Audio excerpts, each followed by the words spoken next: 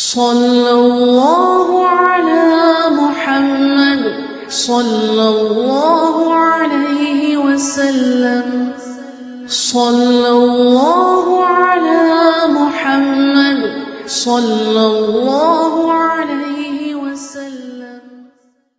മോനെ പഠിപ്പിച്ചത് എന്താ? മൂല്യാരെ പഠിപ്പിച്ചത് ഞങ്ങൾ പുറത്തിറങ്ങരുതെന്നാണോ? ഓ ഉമ്മമാരെ, നിങ്ങൾ പുറലോകം കാണാൻ പറ്റാത്ത ജയിലറയിൽ ജീവിക്കണം എന്നൊരു ഇസ്ലാമും പറഞ്ഞിട്ടില്ല, ഒരു ഇസ്ലാമും അങ്ങനെ പഠിപ്പിച്ചിട്ടില്ല. അങ്ങനെയാണെങ്കിൽ നിങ്ങൾ ഈ വയലിന്റെ സദസ്സിൽ ഉണ്ടാകൂല. ഉണ്ടാവോ? വയലിന്റെ സദസ്സിൽ സ്ത്രീകൾക്ക് സൗകര്യമുണ്ട് ഇല്ലേ? സൗകര്യം ഒരുക്കിയിട്ടില്ലേ? ഉണ്ട്. പിന്നെ എന്തിനാ വലിയാരെ സൗകര്യം ഇല്ലാത്തത്?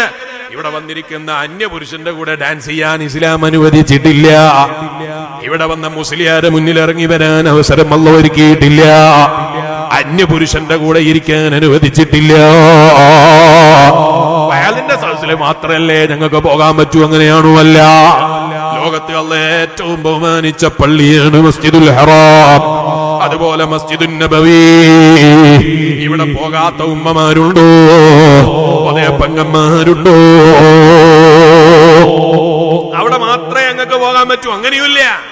നിങ്ങൾക്ക് എവിടെയും പോകാം, പക്ഷേ നിങ്ങളുടെ സുരക്ഷിതത്വത്തിന് വില കൽപ്പിക്കണം. ഇത്രേ ഇസ്ലാം പറഞ്ഞിട്ടുള്ളൂ അല്ലേ? നിങ്ങളെ സുരക്ഷിതത്വത്തിന് കേടുപാട് സംഭവിക്കുന്ന രൂപത്തിലുള്ള യാത്ര പറ്റൂല. മഹറം ഉണ്ടാകണമെന്ന് പറഞ്ഞില്ലേ മുസ്ലിയാരെ? എന്ന് പറഞ്ഞാൽ എന്താണ് അതിന്റെ അർത്ഥം? മഹറം ഉണ്ടാകണമെന്ന് പറഞ്ഞാൽ നിങ്ങൾക്ക് പ്രൊട്ടക്ഷൻ നൽകാൻ ആവശ്യമായവരുണ്ടാകണം.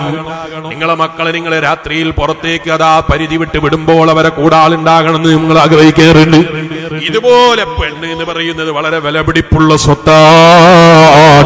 അതുകൊണ്ടാണല്ലോ അല്ലാഹുവിന്റെ ഖുർആൻ ഭൂമിയിൽ ഏറ്റവും ഭംഗിയുള്ളതും മനുഷ്യൻ ഇഷ്ടപ്പെടുന്നതും എണ്ണിപ്പറയുന്ന സമയത്ത് പെണ്ണിനെ എണ്ണി പറയാനുള്ള കാരണം അതാണല്ലോ. പെണ്ണിനൊരു ബഹുമാനമില്ല എന്നാണോ ഖുർആൻ പറഞ്ഞത്? അല്ല, മറിച്ചോ സീനത്ത്. ഖുർആൻ ദീനതി ദുനിയാവിന്റെ സീനത്തിനെ കുറിച്ച് പറയുമ്പോ പെണ്ണിനെ എടുത്ത് പറയുകയാ. ഇനി നിങ്ങൾ നോക്കിക്കോ, ഹബീബ് നബി സല്ലല്ലാഹു അലൈഹി വസല്ലം പറയാണ്, ഹുബ്ബിബ ഇലയ്യ മിൻ ദുനിയാകും, ജനങ്ങളെ എനിക്ക് നിങ്ങളെ ദുനിയാവിലെ ഏറ്റവും ഇഷ്ടപ്പെടുന്ന കാര്യങ്ങൾ എന്താണ് എന്നറിയോ?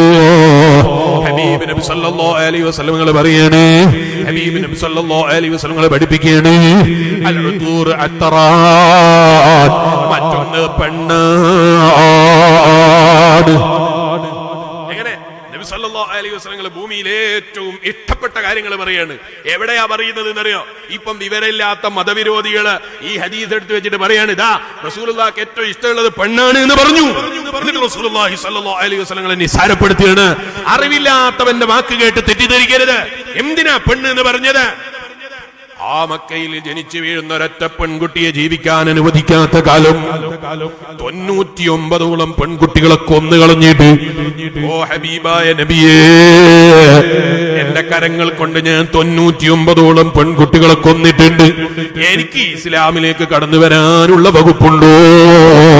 എനിക്ക് നന്നാകാനുള്ള വകുപ്പുണ്ടോ എന്ന് ചോദിച്ചിരുന്ന മക്കയിലുണ്ടായിരുന്ന ഡാർക്ക്നെസ് എന്ന് വിശേഷിപ്പിച്ച രാജ്യത്ത് അവിടെയുള്ള ജനങ്ങളെ മുന്നിൽ പെണ്ണ് എന്ന് പറയുന്നത് അഭിമാനമാണ് എന്ന് എടുത്തു പറഞ്ഞതാ അല്ലാഹുവിന്റെ റസൂൽ മുഹമ്മദുർ റസൂലുള്ളാഹി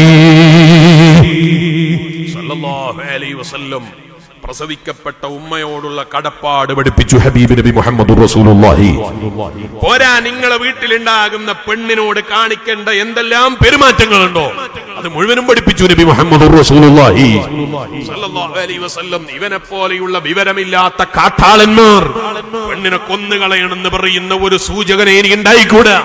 ഇതിന്റെ പേരിലാ നബി സല്ലല്ലാഹു അലൈഹി വസല്ലം തങ്ങളിൽ പെണ്ണിനെല്ലാ പ്രൊട്ടക്ഷനും നൽകാൻ നബി സല്ലല്ലാഹു അലൈഹി വസല്ലം പറഞ്ഞു, പെണ്ണ് എവിടെയും ഒറ്റക്ക് പോയേക്കരുത്, അവളുടെ കൂടെ മഹ്റം ഉണ്ടാകണം. അത് അവളുടെ പ്രൊട്ടക്ഷന് വേണ്ടിയാ. അല്ലാതെ 1500 കൊല്ലം കഴിഞ്ഞിട്ട് അല്ലെങ്കിൽ 1400 കൊല്ലം കഴിഞ്ഞിട്ട് ഇന്നത്തെ കാലത്ത് ഏതോ ഒരു പെൺകുട്ടി എവിടെയോ പോകുന്നതിന് റസൂലുള്ളാഹി സ്വല്ലല്ലാഹു അലൈഹി വസല്ലം എന്ത് വരാനാ? എന്നാ പിന്നെ അന്നത്തെ കാലത്ത് മാത്രം മതി എന്ന് പറഞ്ഞാൽ പോരായിരുന്നോ? നമ്മുടെ മക്കൾക്ക് സുരക്ഷ ഉണ്ടാകാൻ വേണ്ടിയാണ്, അവരുടെ സുരക്ഷ ഉറപ്പുവരുത്താൻ വേണ്ടിയാണ്. ഇപ്പൊ ചില ആളുകൾക്ക് ഇതിപ്പോ തോന്നുകയാണ്, ടൂറിനൊന്നും പോകാൻ അനുവദിക്കാത്ത മതമല്ലേ ഇസ്ലാം അല്ലേ? ടൂറിനൊന്നും അനുവദിക്കാത്ത മതമല്ലേ ഇസ്ലാം? അങ്ങനെയൊന്നും ഇല്ല ഇസ്ലാമില്. ഇസ്ലാം യാത്ര ചെയ്യണമെന്ന് പ്രോത്സാഹിപ്പിച്ച മതാണ്. ആരാ പറഞ്ഞത് നിങ്ങൾ എവിടെയും ടൂർ പോകാൻ പാടില്ല, എവിടെയും യാത്ര ചെയ്യാൻ പാടില്ല എന്ന്? ഏതു ഇസ്ലാമും പറഞ്ഞിട്ടില്ല. വലിയ പല ഉസ്താദുമാരും പറഞ്ഞിട്ടുണ്ട്. ആ പറഞ്ഞതിന്റെ ഉദ്ദേശം നിങ്ങൾ യാത്ര ചെയ്യരുത് എന്നല്ലേ. നിങ്ങൾ എവിടെയെങ്കിലും പോയി യാത്ര ഇറങ്ങി എവിടെയെങ്കിലും പോയി അന്യപുരുഷന്മാരുമായി കലരുന്ന സ്വഭാവം ഉണ്ടാകരുത്. അവരെ കൂടെ ചിത്രം വയ്ക്കുന്ന, അവരെ കൂടെ വീഡിയോ എടുക്കുന്ന, അവരെ കൂടെ ചിത്രം പിടിച്ച്, അവരെ കൂടെ ഡാൻസ് ചെയ്ത്, അവരെ കൂടെ കഥകൾ പറഞ്ഞ് ജീവിക്കുന്നവരാകരുത് എന്നേ ഇസ്ലാം പറഞ്ഞിട്ടുള്ളൂ. യാത്ര ചെയ്യരുത് എന്ന് പറഞ്ഞാൽ അതാണോ ഇസ്ലാം? നിങ്ങൾ കണ്ടില്ലേ മഹദിയായ സയ്യിദത്തുന ബീവി നഫീസത്തുൽ മിസ്രി റളിയല്ലാഹു അൻഹാ. ആ നഫീസത്തുൽ മിസ്രി റളിയല്ലാഹു അൻഹാ നബി സല്ലല്ലാഹു അലൈഹി വസല്ലം തങ്ങളുടെ പേരമക്കളിൽപ്പെട്ട ഒരു ഉമ്മയാണ്. ലോകത്ത് അറിയപ്പെട്ട അതേ മഹദിയാണ് നഫീസത്തുൽ മിസ്രി റളിയല്ലാഹു അൻഹാ. ആ നഫീസത്തുൽ മിസ്രി റളിയല്ലാഹു അൻഹയുടെ ഖബർ എവിടെയാണ്? എവിടെയാ? മദീനയിലാ? ആണോ? അല്ല. മക്കയിലാണോ? അല്ല. സൗദി അറേബ്യയിലാണോ? അല്ല. പിന്നെ എവിടെയാ? ഈജിപ്തിലാണ്. എന്തിനാണ് ആ ഉമ്മ അവിടേക്ക് എത്തിയത്?